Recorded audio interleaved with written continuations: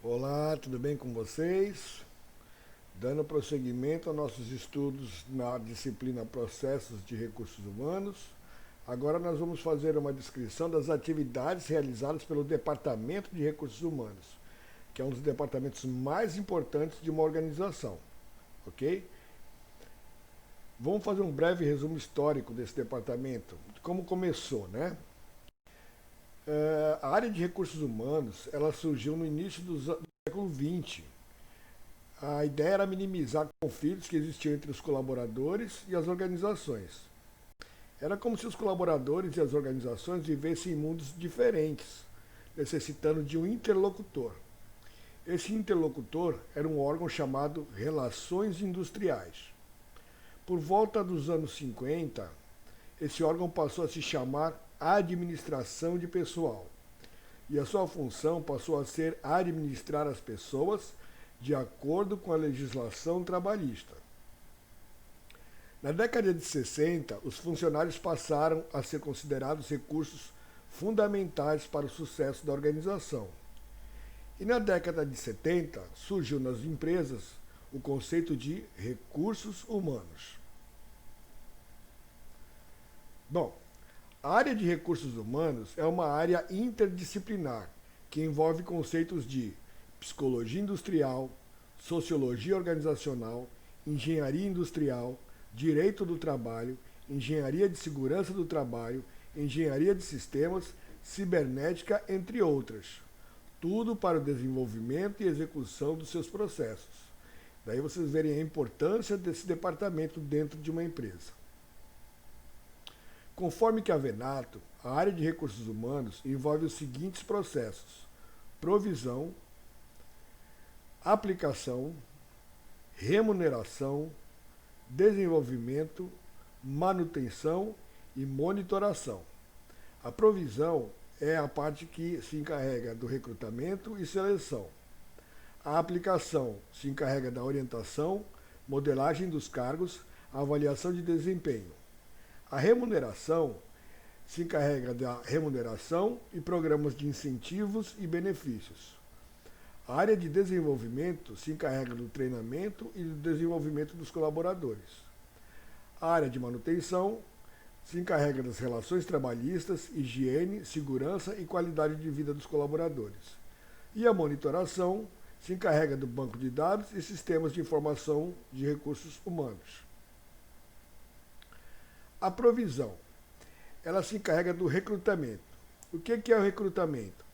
É o processo de obter um grupo adequado de candidatos, proporcionando assim mais opções à área de recursos humanos.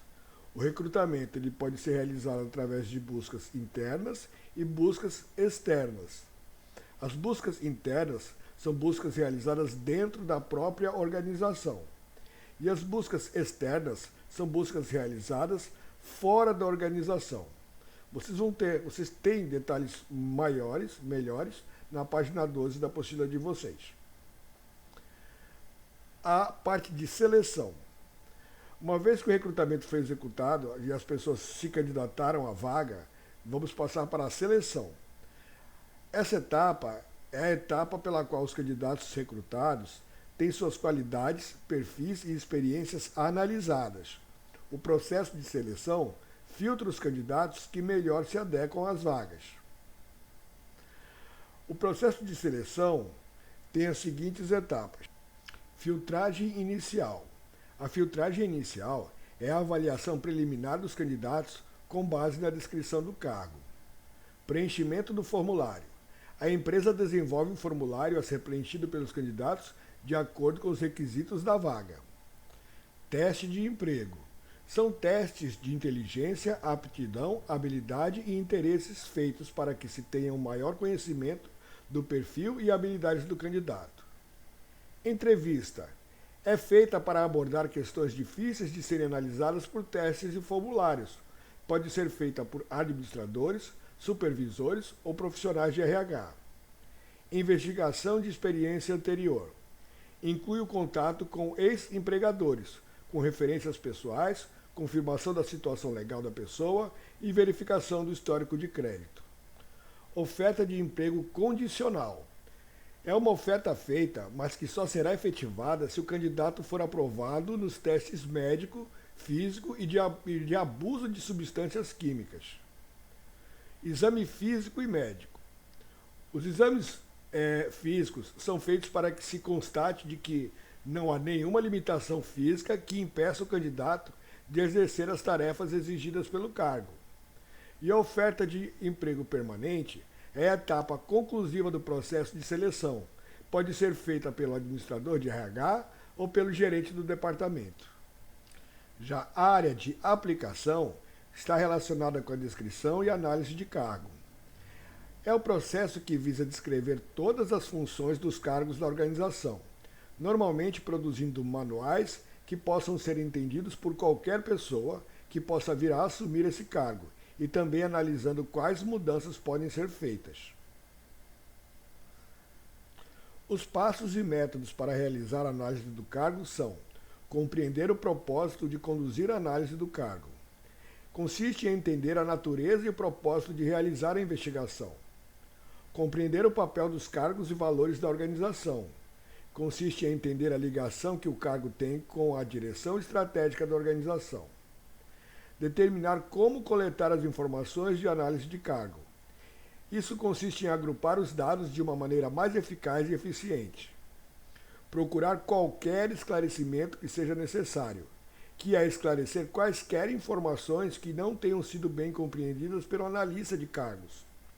Desenvolver o primeiro esboço de descrição do cargo. É descrever o título do cargo, suas principais atividades, o nível de autoridade e a responsabilidade da posição. E, finalmente, revisar o esboço com o supervisor do cargo. O supervisor do cargo deve aprovar a descrição feita. Os métodos para realizar uma análise de descrição do cargo são: método de observação. O analista do cargo observa os empregados diretamente ou assiste os filmes de trabalhadores em plena função do cargo. Método de entrevista individual. Um grupo de ocupantes do cargo é selecionado e entrevistado de forma extensiva. Método de entrevista do grupo. É similar ao método de entrevista individual, só que alguns ocupantes do cargo são entrevistados simultaneamente. Método de questionário estruturado. Os trabalhadores recebem um questionário projetado especificamente em que devem conferir e avaliar itens que desempenham em seu cargo. O método de conferência técnica usa supervisores com amplos conhecimentos dos cargos. Já o método diário exige que os ocupantes do cargo registrem suas atividades diárias. E o benchmarking consiste no processo de busca das melhores práticas numa determinada indústria e que conduzem ao desempenho superior.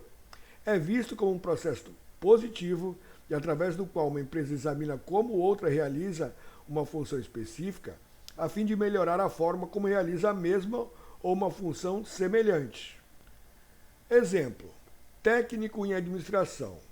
O técnico em administração tem as atividades de planejamento, coordenação e controle de atividades. Ele pode atuar na área de produção, de marketing, recursos humanos, logística e financeira, e atua nos ramos de negócio de fábricas, hospitais, empresas comerciais e industriais, estatais, entre outras. Legal? Agora vamos à nossa atividade de fixação. Hoje vocês irão escolher uma profissão e fazer a descrição do cargo informando título do cargo, onde ele atua, suas principais atividades e nível de escolaridade necessário. Espero vocês na sala de aula virtual e qualquer dúvida, estamos aí. Um abraço, até mais.